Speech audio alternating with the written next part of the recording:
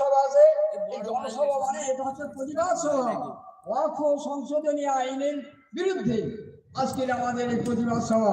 উনি বলে এ তো নবীর হাদিসে আছে, আমি বলি শুনুন, যে হাতি মরলেও $1,00,000 বাঁচলেও $1,00,000।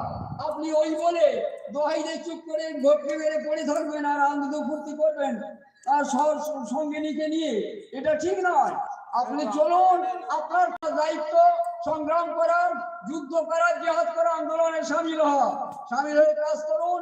যদি আপনারা মরে যান শহীদের দরজা পাবেন, যদি বেঁচে যান যুদ্ধ করে আপনারা জিহাদের সব পাবেন, আপনারা গাজীর সম্মান পাবেন। আসুন আমরা আমাদের মৃত্যুকে আমরা ভয় করি না। আমি ভয় করব না, ভয় করব না, ভয় করব না, দুবেলা মরার আগে মরব না, ভয় করব না। ঠিকানা বাইতে গেলে মাঝে মাঝে তুফান মেলে, তাই বলে হাল ছেড়ে দিয়ে কান্নাকাটি করব না। আমি ভয় করব না, ভয় করব না, ভয় করব না, দুবেলা মরার আগে মরব না, ভয় করব না।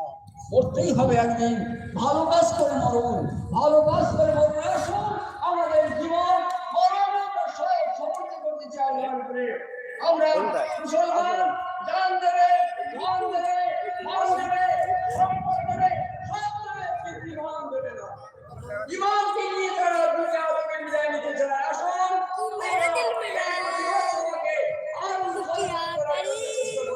একটি হাদিসের সঙ্গে আমরা দেখি মজায় আরো যাচ্ছি। বলেন নবী সাল্লাল্লাহু আলাইহি ওয়াসাল্লাম দাওয়াত মাসলুমে আইনাহু ওয়াইসা বাইনাহু ওয়া বাইনাল্লাহি হিজাব। আমরা মুসলমান রক্ত চাই তো এই হাদিসে বলছে আমার প্রিয় সন্তান আমার যা হারাম ও সালিম রহমান এই ভিডিও করতে নাকি সকলে আমরা ইমানদার ভিডিও করতে চাই। এবং তিনি যে কথা বলছে মুসলিম, আমরা এর আগে যিনি ছিলেন আমাদের বিজেপি সরকার, বিজেপি তরফ থেকে অটল বিহারী বাজপেয়ী, তিনি যখন গদিতে বসেন তখন ভাবনা করলেন এটা বহুত্ববাদী নয়, এটা হচ্ছে বহু সংখ্যক মানুষের হিন্দু, মুসলমান, জৈন, খ্রিস্টান সবাই এতে সুতরাং সকলের মর্যাদা রক্ষা করতে হবে। আমার আমি বাঁচবো। জওহরলাল নেহরু, পন্ডিত জওহরলাল নেহরু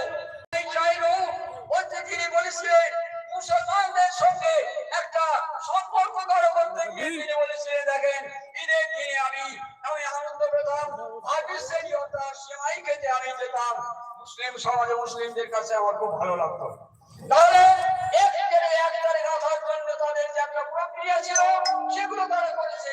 আজকে আমরা এমন একটা বিপর্যয়ের মধ্যে পড়েছি, আর অত্যাচারিত, লাঞ্ছিত, ঘৃণিত, পদদলিত, অপমানিত, কিন্তু আমাদের চেষ্টা করে যেতে হবে যাতে আমরা এই অর্থবিলের বিরুদ্ধে আমরা সংগ্রাম করে আমাদের সেই আগের যে শরীয়তে আইন দৃষ্টান্তে যে হকগুলো করা হয়েছে সেই হক সম্পদ আল্লাহরই সম্পদ, আল্লাহর সম্পদ যারা হস্তক্ষেপ করছে তার জন্য আমাদের আল্লাহর গোলাম আমাদের চেষ্টা করে যেতে হবে, তাহলে আপনার কাছে আমরা ভালো হব।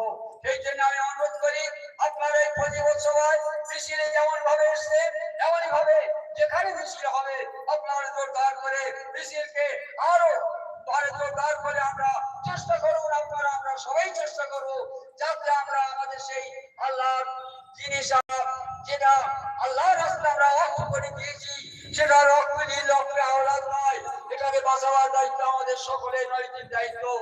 এমন একটা সংকট মুহূর্তে আমরা এসেছি, তালাক নিয়ে সম্পর্কে তোর মাথা ঘামাবো দরকার বাবা, তুই একটা বড় মাওলানা মুফতি তারাই চিন্তা ভাবনা করে তালাক সম্পত্তি কি আছে, তালাক কাকে বলে, কেন তালাক হয়,